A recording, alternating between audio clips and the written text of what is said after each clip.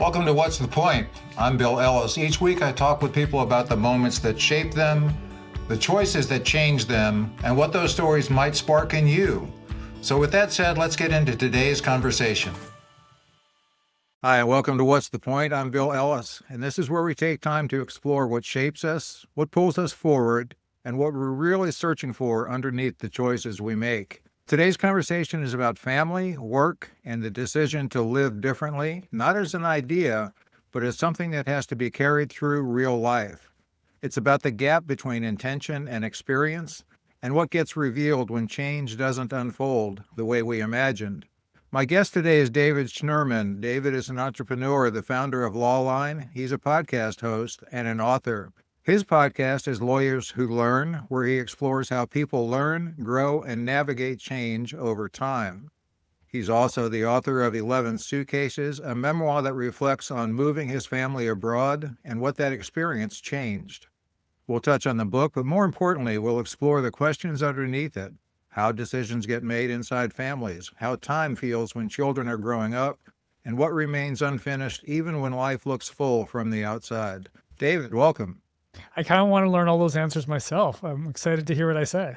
Well, it's why we do this. So, I think we'll both learn. I think it's fabulous. It's a tremendous undertaking that you did and that you just recently written about. But before we jump into that trip and your newly published book, 11 Suitcases, let's get you back in your youth, if you will. In your early life, what did adults around you seem to prioritize, whether they named it or not? What was your impression of what they prioritized? I love that question. I've never gotten that question before. So the most important thing to my parents were that my sister and I were close. Both my dad didn't speak to his older siblings for a decade plus. My mom was very close. My sister and I were about 2.5. She's 2.5 years older than me, and it was just instilled like we have to have each other's back. And over the years, that kind of grew and grew, and I think they did such a good job that we've been working together for the past 17 plus years, and we speak all the time. So I think that, and we do that same focus and instilling on our kids. So that's one. I would say two, my dad was a personal injury attorney. And the thing is, most attorneys are not happy in their job or they complain. He was a personal injury attorney and he loved it because the way he thought about what he did, he considered himself like Robin Hood. He would take from the rich insurance companies and give to his clients, most of which were poor. But he was also always in court or working. Mm-hmm. Not that he was traveling a lot, but he just wasn't always there. But I never saw him complain. And I think I never thought of him as an entrepreneur, but I think that always instilled in me, like I like controlling my own time. And my mom was like, she worked with my dad. He had like a public access TV show that she produced. She worked in the office with him. But before that, she was a teacher for 15 plus years in public school in New York. And she always focused on taking care of, I felt me and her very similar. And do unto others what you want them to do unto you. And so with that, I feel like we had very grateful to have a very good childhood and family life growing up. How did all of that affect you? What did you absorb about work and responsibility and what a quote unquote good life looked like? I was always the B- student. The person who would not pay attention in class, the person who the teachers during parent-teacher conferences would say to my mom, because my sister and I went to the same school, one teacher goes, I can't believe David and Michelle are related. And my mom would be like, stop, don't compare them. They're separate people. Oh, I always like to have fun. I always had a sense of humor. I never took myself seriously, but I also didn't take adults seriously because I was always just very comfortable, which is, I think, a positive in many areas. And so with that, I think, for better or worse, my dad would be like, he would say, it's going to be interesting to see where you end up or what happens with you. But not necessarily negative, but he was like literally interested in that. So I think that's sort of always been my personality, the goofy person who wants to play and enjoy, but also I grew really quick in middle school and high school, and my friends came up with a name for me, which I didn't like, which was Oaf. And because I would, on the basketball, I would like look like a quote unquote oaf. And they said it like joking and teasing. I don't know today, I don't know how that would be allowed as Yeah. much in today's day and age. But, those things like that. The thing that got me most upset in those situations was not that I didn't like being called oaf. I just never also had a good like retort. Because we weren't like, it was like a playful retort back, you're an oaf. And I'd be like, okay. And so, but that it also didn't bother me as much as I think, but it bothered me enough that I still talk about it to this day. Yeah, so there had to be some type of impact, major or minor, either way, for you to remember it. But during that time, I mean, you were kind of, it sounds like you were, I don't want to say happy-go-lucky necessarily, but happy in life and looking for the fun. And did you start to get any type of early signs, David, that you were someone that wanted to build something or shape or make something as opposed to just stepping into something that existed? I always believed I always wanted to be an entrepreneur. I always wanted to control I always believe, first of all, I always believed I would be an entrepreneur. I always believed I'd be successful. Even when my dad would say, it'll be interesting to see what happens. So when I was in middle school, I used to go to like Staples and Office Depot and walk the aisles with a shopping cart and put like a safe, staplers, all these different office supplies in my cart. I would never buy it though, and I would leave. Amazon didn't exist, so I couldn't do it then. And I'd also like buy entrepreneur magazines and look at franchises. So I always believed I would be successful, but I had no real plan to get there. But that is the one memory from my life as a kid, just this overarching belief I would figure it out and get there. And sometimes I'm like, oh shit, I actually did it. So, which is cool. But of course, then there's this side of me is like, yeah, I'm here, but I really thought I would be, somewhere else. Well, give it time. Give it Yeah. time. So, how much of an influence on you did the fact that your father was an attorney have when you chose to get into law? It had both a positive and negative influence. So my dad his dad died when he was 7. His mom immigrated from Russia when she was 9 on a boat by herself. And she worked in a fur factory. They had no money growing up. His older siblings were 12 and 17 years older than him. So it was really a single child. And he was the first one of anyone in his family to go to college.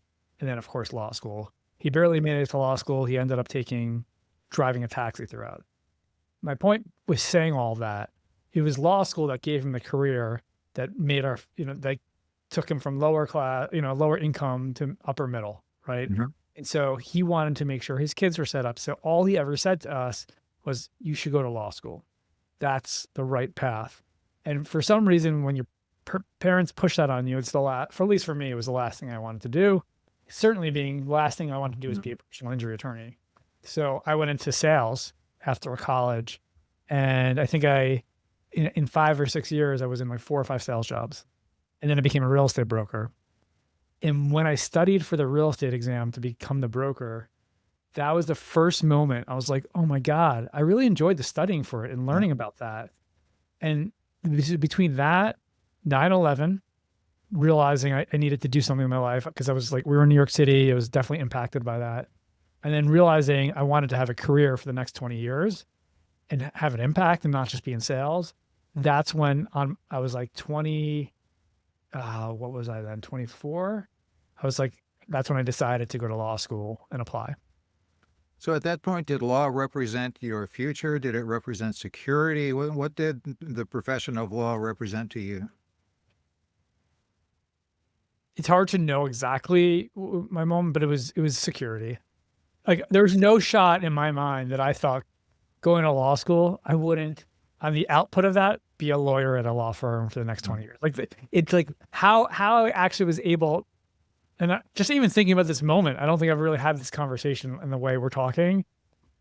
My second year of law school to actually figure out a way to pivot to entrepreneurship, dealing with law is actually fucking, sorry, I'm cursing. It was actually unbelievable that I was able to make, and it wasn't by accident. There was intention behind it that led me there, but it was still it's still looking back, I'm like, wow, I can't believe I never practiced law.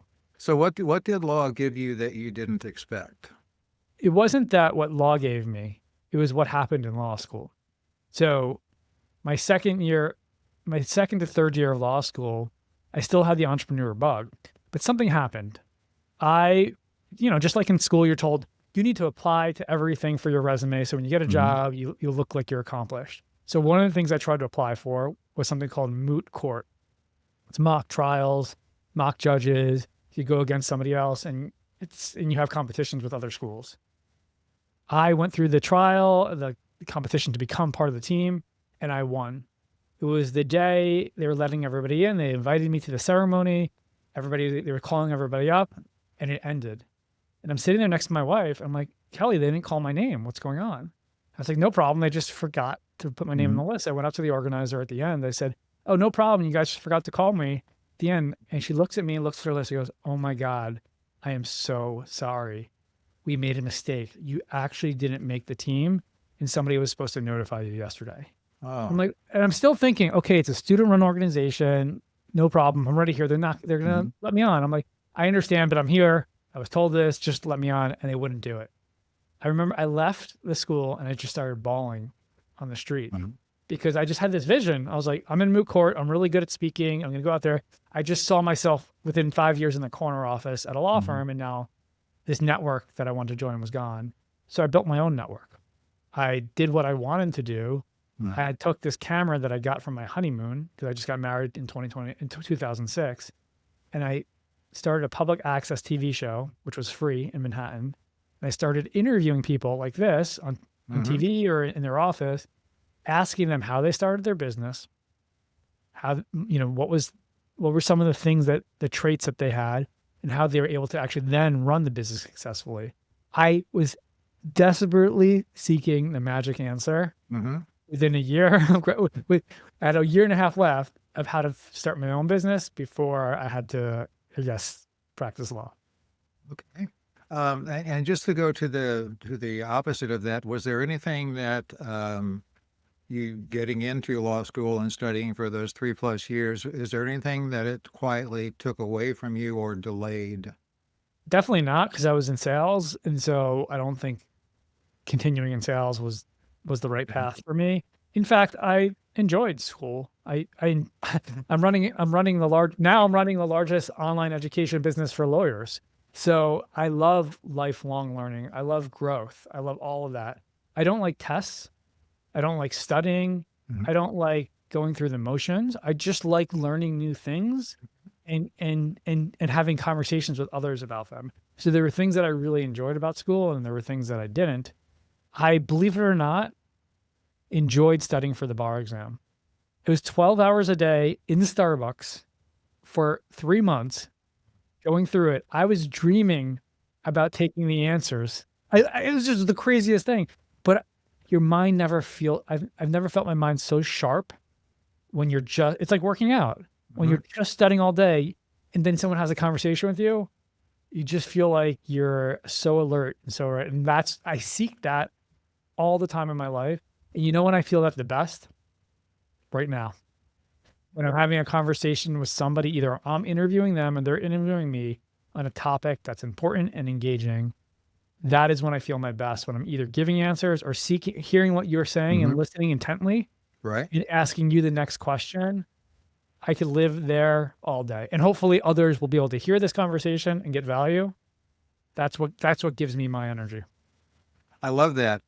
Speaking of having the most successful online business, that business is Lawline. Tell us about Lawline and what were you trying to solve or accomplish when you created and started Lawline? So the story starts with my dad again. So the business was originally started in 1999. Let me say my dad and my mom, because it was together. 1999, my dad was doing speaking at bar associations, and CLE became mandatory in New York State for the first time. So we had this idea to bring CLE online. It was the same year that broadcast.com was sold for like $1 billion to Yahoo. And so it was like, oh, everyone can make millions of dollars and retire. And so he started trying to build up CLE. Mark Cuban was the name that just escaped me. And I think within 2 years, they put a lot of time and money into it and they did a good job, but they ended up dissolving the company because it just didn't hit where they wanted to. But they just kept the website there. And so 2006, when I started interviewing all these entrepreneurs and I was getting some traction, it just hit me. Why don't I interview lawyers and put the camera on them, turn those into courses, say that I'm Lawline, I've been around since 1999, use that momentum to say we're not a startup, we're an established business. So that's what we did my third year of law school. I hired a high school intern and I spent 3 days a week on the business and 2 days a week in school. Outstanding. Let me go back just for clarification. Did I hear you say that they had to get Sealy online? And if I heard that correctly, what is Sealy? Thank you. Continuing legal education. So it's the letter C, the letter L, and the letter E. So I was just assuming I was using an acronym too quickly. So, and I appreciate you saying that because whenever I see a transcript, it spells it SEALY. So it's in 30 professions plus. There's mandatory education, continuing education, like teachers, doctors, lawyers, architects, to accountants, that you have to take courses every year to keep your license. Yeah, so it's continuing education credits, basically, focused on law. Correct. Okay, cool. Yeah, I've got several friends who are attorneys, and they, for years, do that to stay current and to learn more. It's a terrific system, I think. There's a love-hate relationship. It's mandatory, so a lot of attorneys don't like that, but if they find value in it, and hopefully they're using Lawline. Speaking of Lawline, and how do you go about creating curriculum that is going to reach those people that want something new or aren't satisfied with what the kind of standard thing is? Do you come up with new concepts, new courses to attempt to bring those people in? It's a great question because there's 50 states, 30 plus practice areas in all different size firms. So there's a lot of different content that you can create. So in any given time, we have about 2,000 to 2,500 hours on the site of different types of content in all these different practice areas and states. The way it works is we have attorneys who are on staff who work with practicing attorneys. So right now there might be over 2,000 attorneys who are faculty for Lawline who teach on topics that they're currently experts in, in their field. And we work with them to create the curriculum and the courses and then put it live. So that's just an ongoing base. And just to your example, we recently launched our AI hub, which has over 100 hours of content specifically focused on all the 5 different verticals just with AI, because things are changing so quickly in the law. So we try to keep up to date with as many things as we can. That'll keep you busy. Jumping into Lawline and making it what you did, and I think I have to applaud you for realizing that you can build on that momentum that it started in 1999, because it did, and you were part of it, at least indirectly. But building that, taking it from there and then building it on your own, what did that teach you about yourself that maybe, well, you didn't really practice law, but what did that teach you that practicing law may not have taught you? What didn't it teach me? So there's so many paths along the way where you kind of get a sense of who you are. And so number one, the show that I had called True NYC, or let's call it a podcast to make it easy, that became the gateway to everything that's happened in my life since, including introducing me to this entrepreneurs organization, which is an organization that helped me grow individually and professionally, including eventually when I moved to Barcelona was a direct result of that. And we can probably tie a direct result to talking to you today from that. And so the reason I bring that up is I look at being an entrepreneur like a lifelong school project. You're constantly getting to experiment, try new things. I can tell you how different the company was the first 5 to 10 years to how it was afterwards. I was the typical spoke of a wheel, or the hub of a wheel, and everybody else was a spoke going to me. And that almost broke me because I was, the roadblock, many times to getting things done because they had to ask me what I thought, until where you fast forward to today, I'm not involved pretty much in the day-to-day of any of what we just talked about. the visionary trying to think about Mm-hmm. how to move the company forward and how to keep us going to where we want to. And so I think those, the phrase of like work on your business instead of in your business was a book that one of the first books I read called E-Myth. Mm-hmm. That was transformative. There's a book called Scaling Up that, it talks about how to, the hedgehog does, it's just how to get from 1 million to 10 million. We hired a coach who helped work with us as a team. And there's so many, essentially my first book, The Fast Forward Mindset, Mhm. is about how we got from 0 to 5 million in 5 years, but all the mistakes we made along the way. And so it's about that story, but it's also a framework on how to be more fearless and focused for the next 20 years. How to get out of your comfort zone more. And that's why I wrote the book, because I wanted to build a framework for myself Mm-hmm. and move past that pattern that I had in the first 5 to 10 years and share with people what I learned along the way. So sharing your knowledge. How long has it been since you published that book? That was 2019. Okay.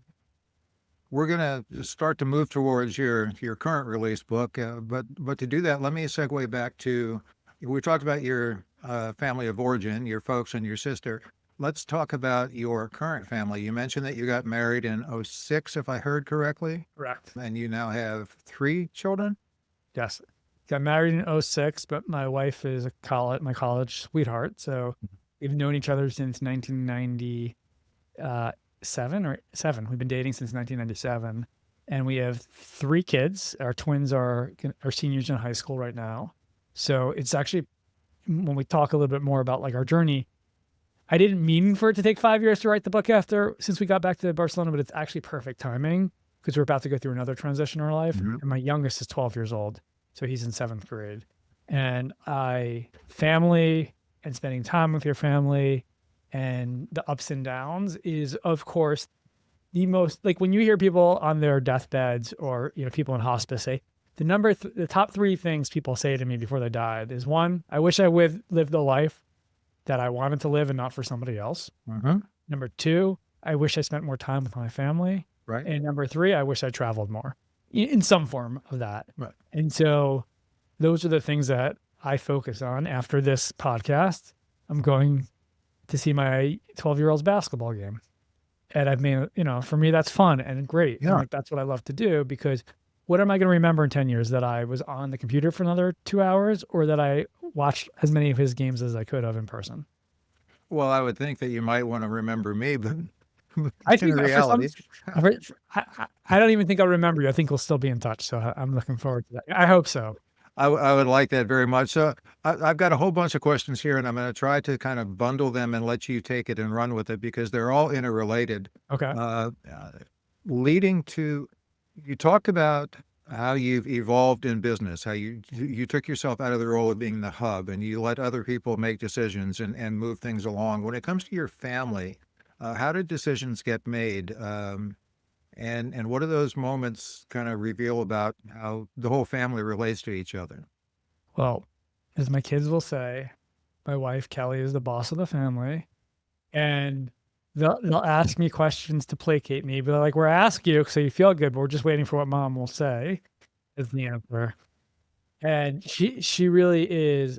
I know I sound like the cliche, but I really did get so lucky, especially finding her in college and all that she did so we moved to Barcelona as almost a direct result of writing my first book. She had worked for almost 17 years as a social worker in liver transplant and then in cancer. And so for her, it was a pretty big deal because she ended up stopping her career, but she was ready. So she stopped her career when we moved abroad. And then since then, she's been a stay-at-home mom and more busy than ever. And so that was a big transition and a transformational moment for her, because before she would commute an hour plus a day to work, and she would, it was hard to and we had young kids. And then when we were in Barcelona, the amount of time we spent together as a family in those 2 years is so much, even looking to today, is so much more richer than probably the 5 years since we've been back. We have moments where we spend a lot of time, but on a typical day, it's nowhere that compares to that journey that we had.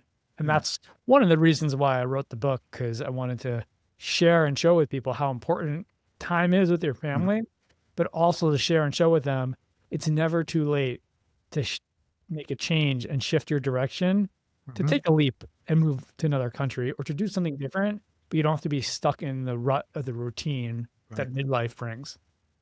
Let me take just a second to add some clarity to the listeners that probably aren't 100% up to speed on, well, the book title is 11 Suitcases, but what it's based on is, I think it was 2000, you moved your family of 5 from Brooklyn to Barcelona. 2019. That was a conscious decision, but it was made by family discussion. I just want to make sure people understand, when you're talking about Barcelona, that was a significant shift in your life and that of your family. How did that come about specifically, the whole thought of moving, and then specifically Barcelona? So we moved in 2015. The beginning stages of that, we moved in 2019. The beginning stages of that happened in 2015. We had 3 kids, 6 years and under. And as you know, when you have kids that age, nighttime routine was tough, morning routine was tougher, and everything in between was a struggle. And it was also the rut of, we call it the 10-year rut of your career or your business, where everything just kind of feels the same. And I was struggling, and I started reaching out to friends on any suggestions. And someone recommended this book that took all the things that you apply to your business, mission, core values, priorities, vision, and applied it to your family. And it blew my mind, because I spent so much time on self-help and improving myself as a leader, but I didn't spend that time improving myself as a parent. And so my wife, who was desperate to figure out how to help our home life, who doesn't like that stuff, she was like, let's do it. And so one of the first exercises of the book was answering the question, what makes you unique as a family? And so the kids were 6 at this age. So we sat at the kitchen table, and we went around the kitchen table, and we said, okay, say a word that you think makes us unique. My daughter said eating healthy. My son said sense of humor. My wife said being positive. And I said travel. And then we took all of that, we created a paragraph, and it said all those things. At the end of the paragraph, it said experiencing life through travel. Because my wife and I used to travel a ton before the kids. And to me, that just meant, I don't know, maybe a big trip once a year. It certainly didn't mean moving to Barcelona. And so what happened was, as you learn in all these, like Think and Grow Rich and The Secret, tell as many people something that's important to you as possible. So I started telling everybody our mission. I told one person about, we want to experience life through travel. He goes, okay, if you want to do that, you need to speak to David Rich. He just moved his family to Barcelona and came back, and they were there for a year. And he said it was the best experience of his life. So he put me in touch with Dave Rich, and I was like, don't worry, this is just a pipe dream, but I would love to talk about it. And that was in 2015. 4 years. We went back and forth 2 dozen times. We went out to dinner. We did all, and he just kept telling us. We kept asking and asking until 2019. I published this book, How to Be More Fearless and Focused to Accelerate Your Success.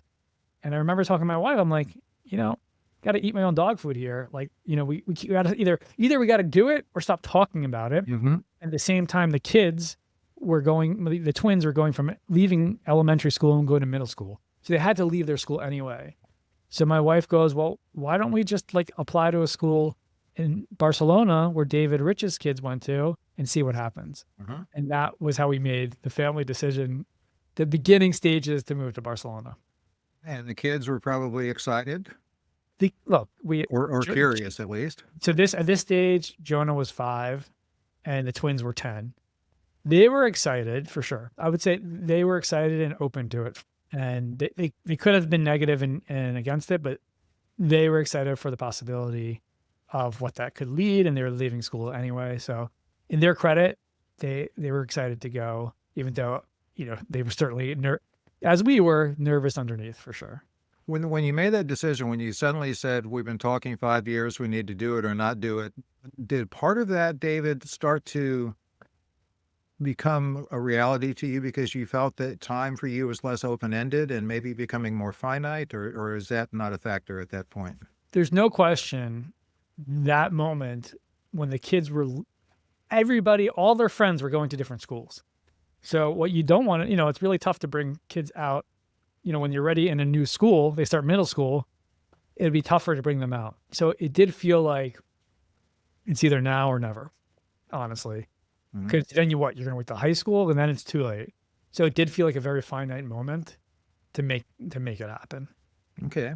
So speaking of finite moments, we'll come back and touch on your experience in Barcelona itself, but I want to jump ahead because it took you, I think, if I do the math right, approximately 5 years from talking about it to doing it. And now it's taken approximately another 5 years till you actually wrote the book about it. What made now the right moment for you to write the book? And again, the title is 11 Suitcases, rather than closer to when the move had happened and maybe shortly after you returned. Could I tell you a quick story about why I decided to write the book originally, and then I'll Yes, answer the please. question?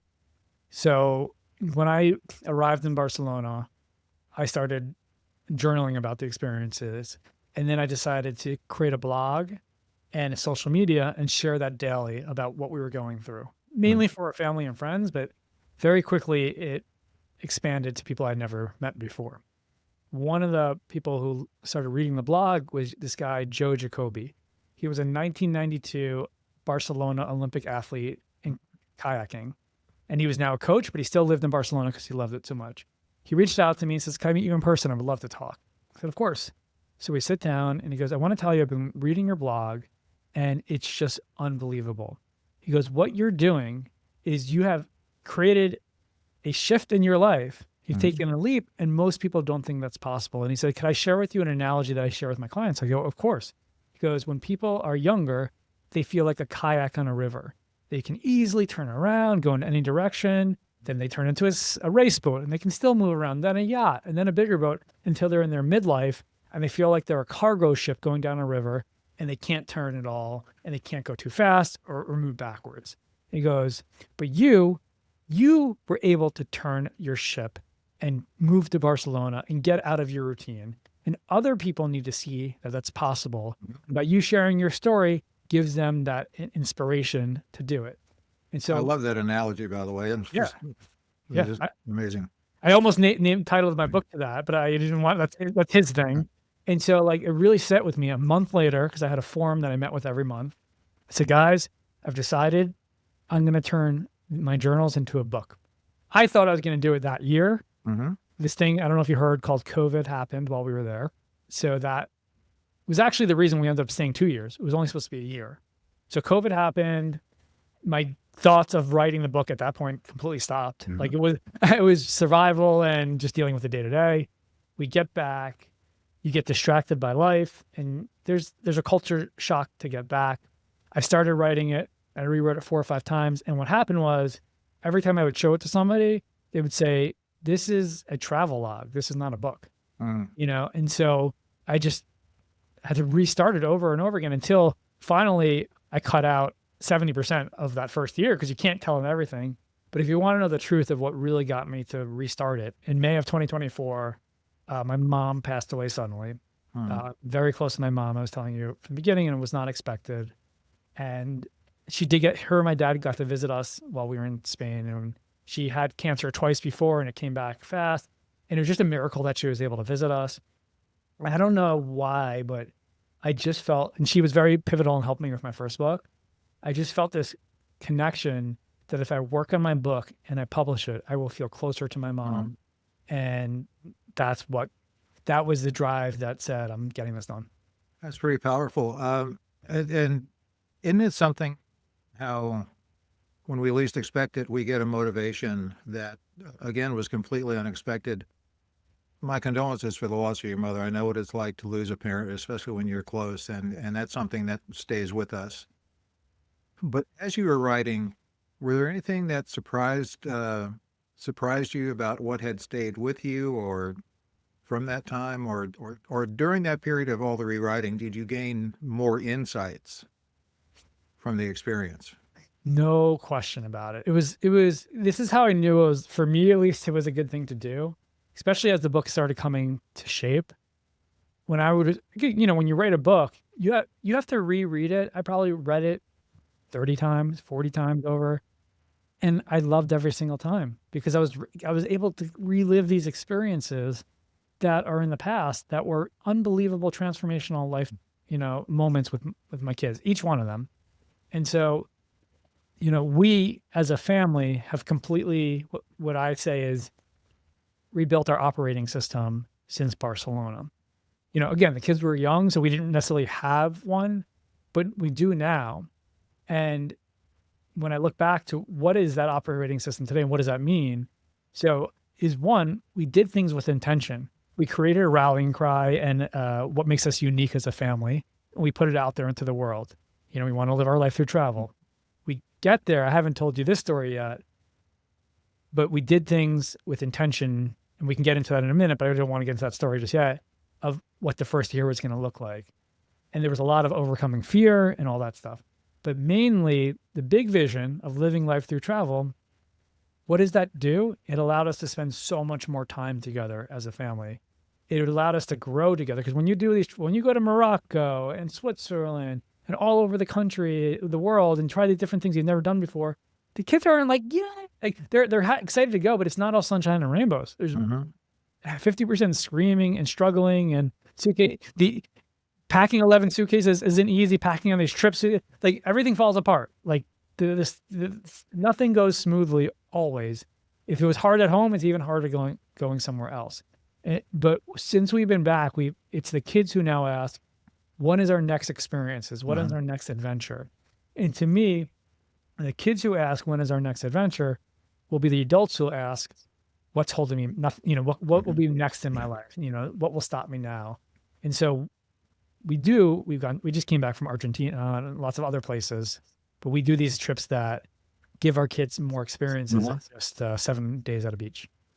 You made this change. You chose to make the change, but what's it like when that choice actually becomes everyday life? So you chose to travel, and then suddenly that choice and it turned out for you to be 2 years rather than one. So the choice even extended.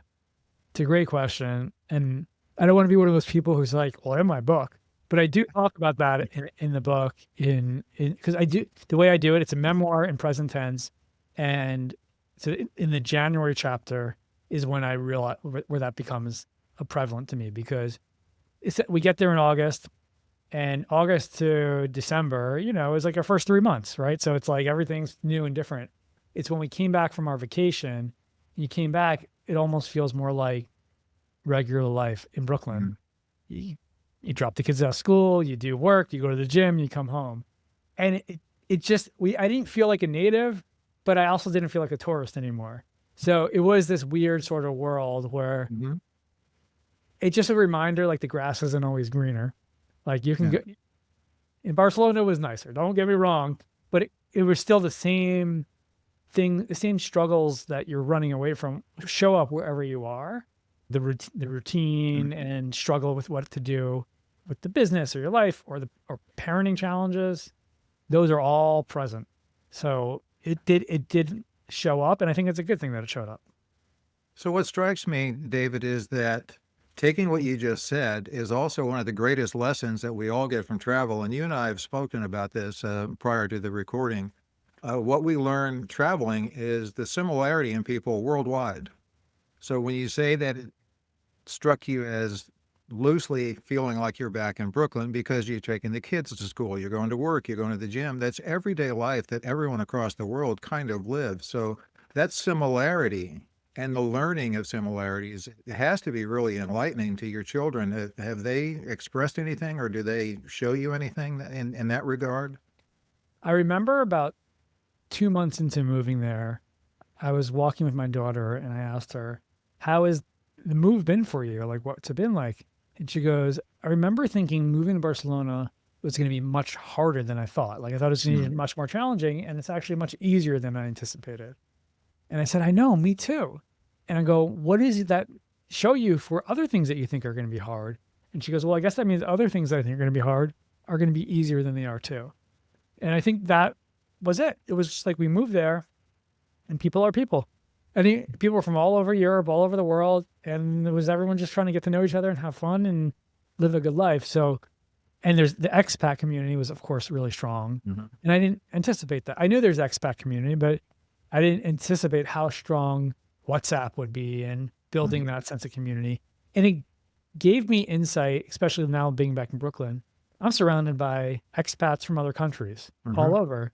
And I just assume, we have a very U.S. based view wherever you are, and like that was one of the things I was wanted to get out of the kids to show. Here's what it looks like to not be U.S. based and to be in another country, and so I have more empathy for people from other countries who are adapting to living in the U.S. That's so true. When it was interesting, the little story you just mentioned about your daughter. Did you have expectations or hopes, David, of something that your children might learn from the experience, or did you not have anything that specific kind of on your checklist of hoping they'd learn? There was three things for sure in my head. Number one, I wanted them to move to live somewhere different. I live in New York. I love New York, but besides college, I've pretty much lived in the same neighborhood my whole life. So I wanted to give them an outside of the U.S. view of the world and give them that opportunity. So that was one. Maybe this is two, but I can call this part of one too.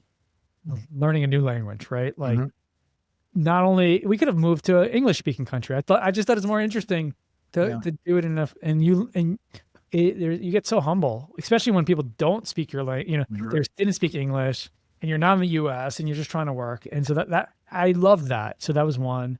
Number two, it went back to the vision that we set.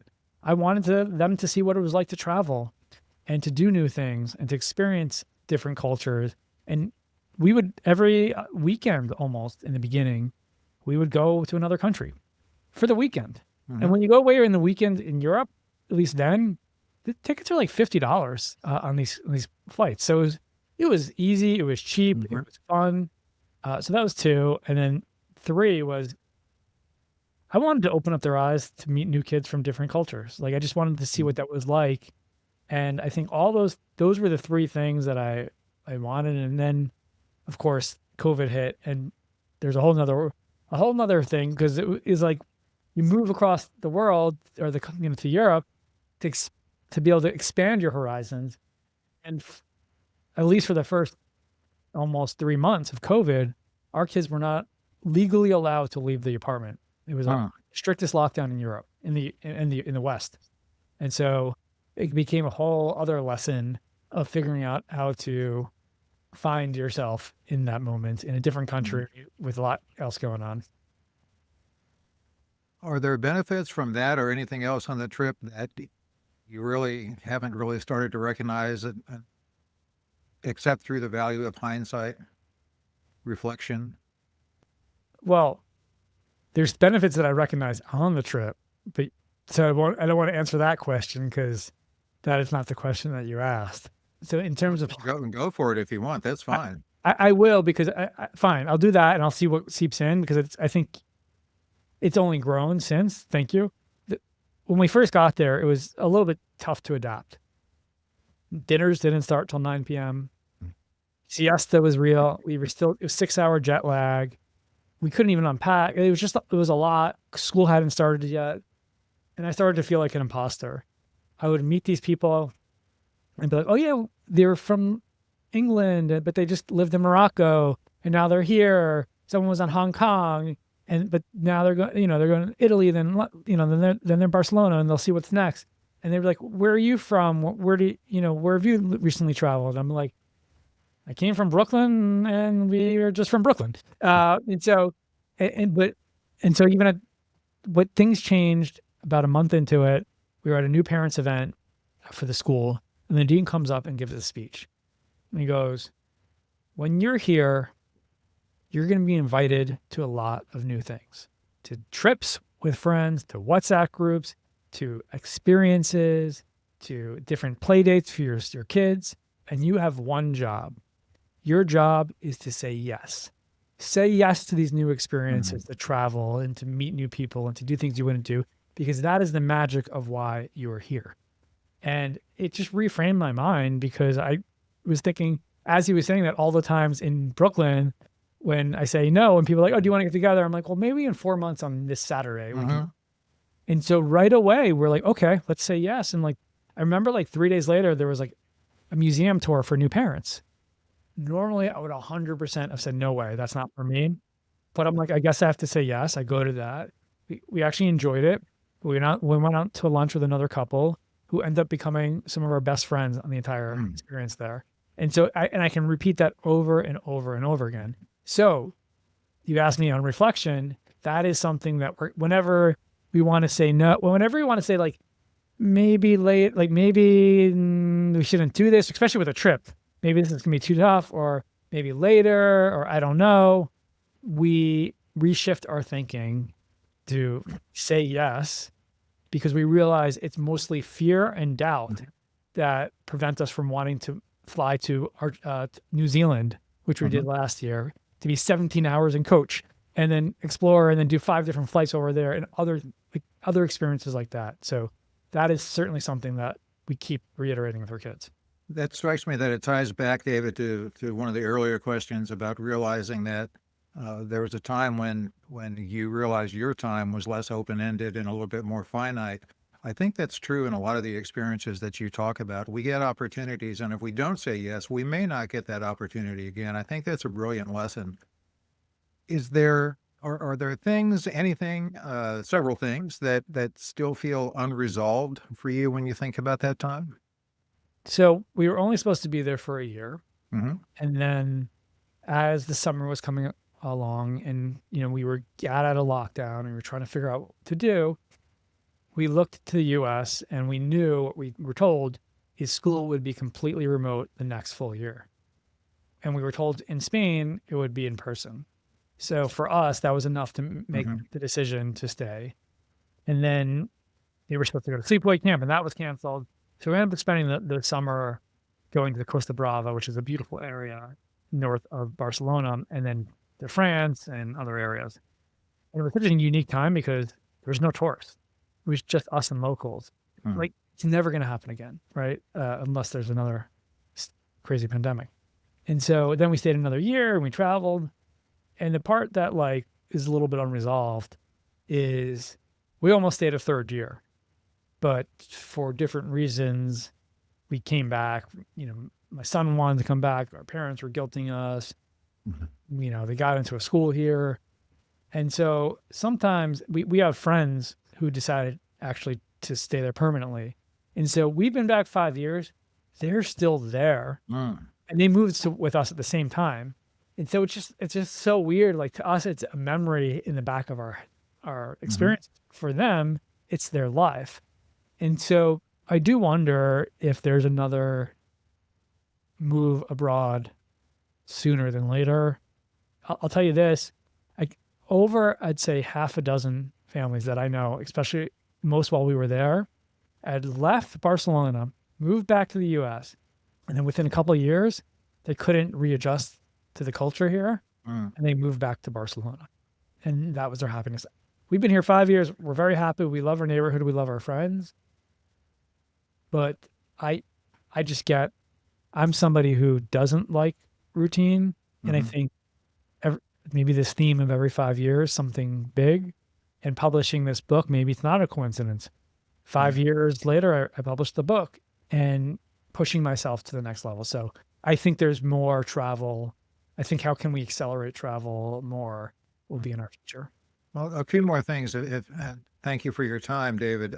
You mentioned early on that you kind of saw yourself, and for those of you on YouTube, I'm raising my hand. You wanted to get this high, but you thought you would get even higher, and you'd be better, and all that kind of stuff. Has your relationship with ambition changed at all? Or have you defined ambition differently? Either way. So I have a podcast called Lawyers Who Learn. I just finished my 100th episode. There was a period where I interviewed 2 to 3 different people who were either coaches of lawyers with ADHD or lawyers who had them. And I remember similar to you, I just dove deep, asking them about it and and the reason I dove deep into it, my whole life, everyone's been telling me I have ADHD. And I kind of joke, oh yeah, I have undiagnosed ADHD. Truly not really believing it's a real thing. But my daughter has it. I know it's real, but I just didn't believe it was real because everyone says they have it. And then I said, you know what? A lot of the things they were saying really resonated with me. And then I started watching these videos on it. And there's 2 videos that really stood out. One was Trevor Noah, and he was talking about, he was recently diagnosed with ADHD, and he got depressed a lot. And one of the reasons he got depressed is because he got this overwhelm of like not knowing what to do. But what I learned is when you have ADHD, you're chasing dopamine, and you chase dopamine because you don't get it from mundane tasks. And I share all this to say, one, I was recently diagnosed that I do have ADHD, which is not a surprise to anyone.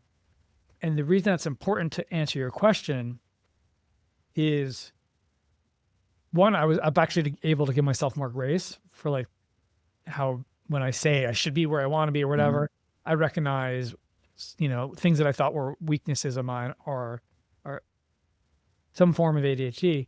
But the flip side of chasing dopamine is I have this desire to want to accomplish a lot because I'm constantly chasing the next big thing. And to other people, they're like, oh my God, why is Dave doing so much? Like, how does he do all this? And it's true. And I feel all that. What they don't see is the flip side of that is I do it because I'm like a little bit overwhelmed. I can't sit still in some regard. And so on some token, I've been able to like step back and not feel like I'm not where I should be, right? Because I recognize, it's the journey, not the destination. On the other side, this goes to the answer that I said to you maybe 20 minutes ago. This conversation, when I'm interviewing people or when I'm being interviewed or when I'm speaking in public or writing a book, that is where I'm in my zone of genius. And what I need to figure out, and this is the part really scares me, that I'll never get to the distribution or impact on a greater scale that I believe that I want to, because I know what I share could have a bigger impact on more people. And that's where, like, in 20 years, when I look back, I'm like, oh my God, I said a lot of great things, impacted a good amount of people, but it didn't fit sort of where I thought I could get to. So that's where it still sits to me. Like, what do I need to do to sell 1 million books or to be on that? With that said, tomorrow I'm going to Washington, D.C. to be interviewed on a Good Day Washington about the book. So I'm like, that's cool. So yeah, that's what because you see people who are really famous and really big on social media, and you're like, I don't think they're any better than me. But like, just like anything, it's not necessarily how good you are. It's knowing how to do the right kind of work to get you where you want to be and to work very hard to get there.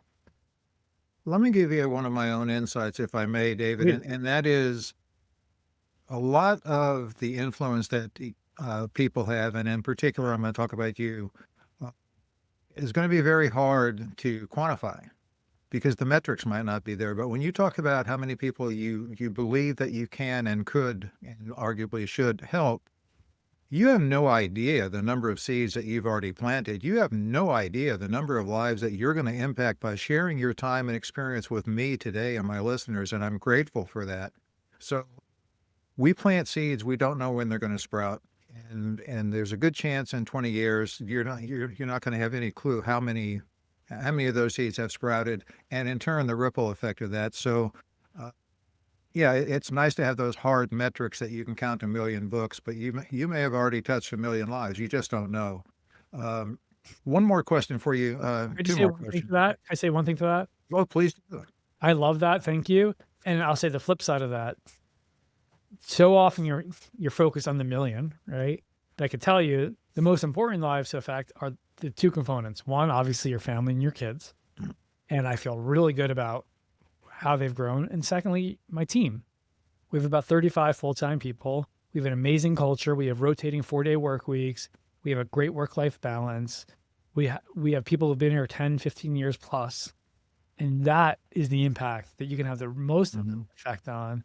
And I do realize that as well. It's the local community that you should be worried about, and know that the butterflies will help you get to that, like you said, the seeds that you're planting. Well, now you segued me into 3 questions left. I hope your son's basketball game isn't starting too soon. 5 o'clock. We're fine. Okay, good. So when you do strip away the movement and the projects and the plans, and what feels most important to you to hold on to now? Can you clarify that? Like, what do you mean? Well, other than counting books sold and all of the metrics we just talked about, what is it that you really attach to right now that you keep your focus on? And you may have just answered it by saying family and local community, but basically, what is really the most important thing to you at this point? I'm going to answer that on a personal level, just so I don't Mhm. do the cliche, oh, my family, which is obviously true, but I I I think I, this is when I realized like potentially like ADHD was real. Like I was once did an exercise with the group and it said if you had to, if you had to write a book about yourself, or what would the cover of the book be, or the title of it be, and I wrote just below the surface. Mm, And I thought that meant I was just below the surface of like hitting my excellence and my greatness. mm, And when I realized it with the view of ADHD, I was many times in the fog of life, in the fog of overwhelm.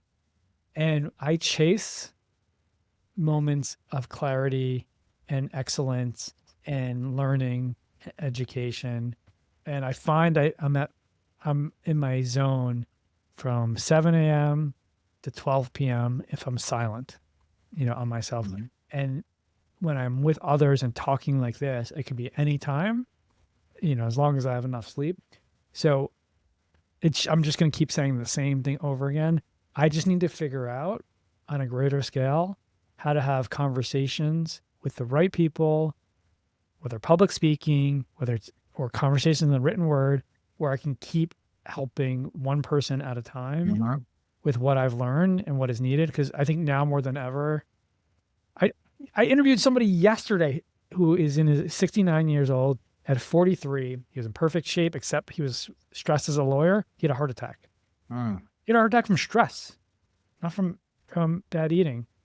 And I don't know. I just want to help as many people as possible, like talk things out and figure out, how can they live their life to their fullest for whatever that means for them. And it sounds so Outstanding. cliche, but it is who I am. No, it actually doesn't. Not to me, it doesn't anyway. I think it's very insightful. Two more questions, I promise. I think this is a good question for everyone listening because part of what I hope is that people will get aha moments and get some insights. And whether they move to Barcelona or not, the fact of being open to change. What do you think most people misunderstood about changing their lives?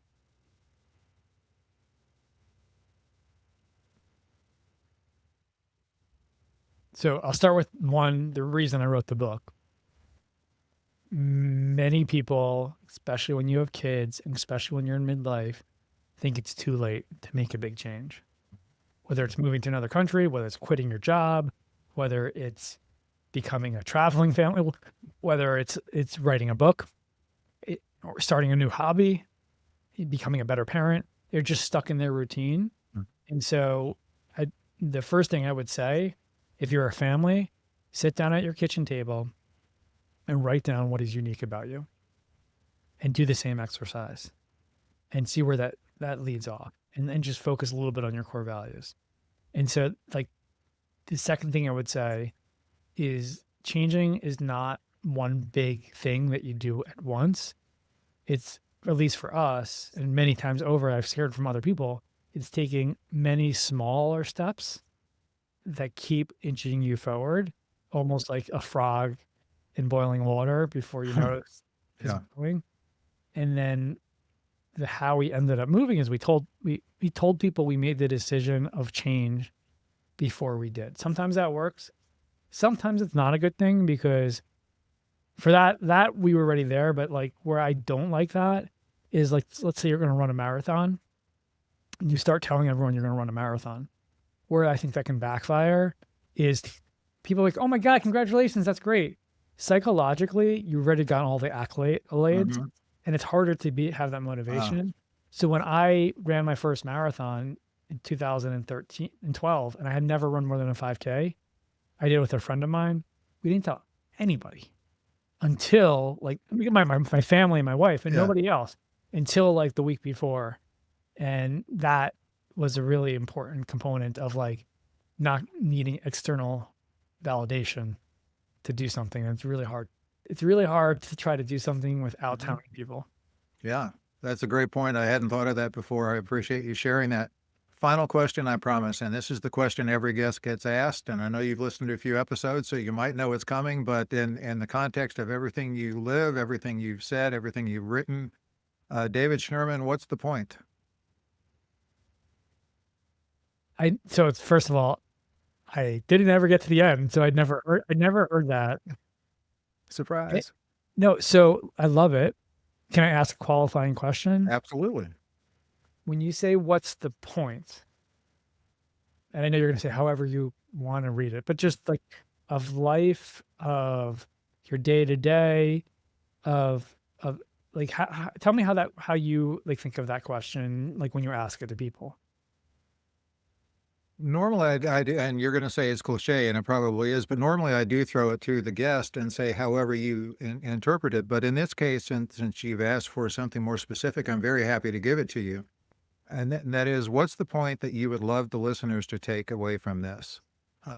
You have talked a lot about intentional change. You have talked very much about being open to learning. You have talked very much about seeking new experiences in the context of also doing your business and family life. So just overall change in your life, going about change and accomplishing change. What's the point? What's the biggest benefit of that?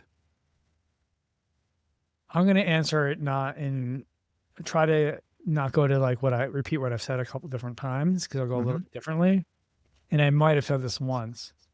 To me, it's really important to understand what your zone of genius is. And a good way to think about this is not what you're good at, but what gives you energy when you do it. Because sometimes things that you're good at, you hate doing, right? But you have to do it. And as it relates to my life and the book, 11 Suitcases, what gave me energy was travel. And not just because of the travel, but I love learning from new.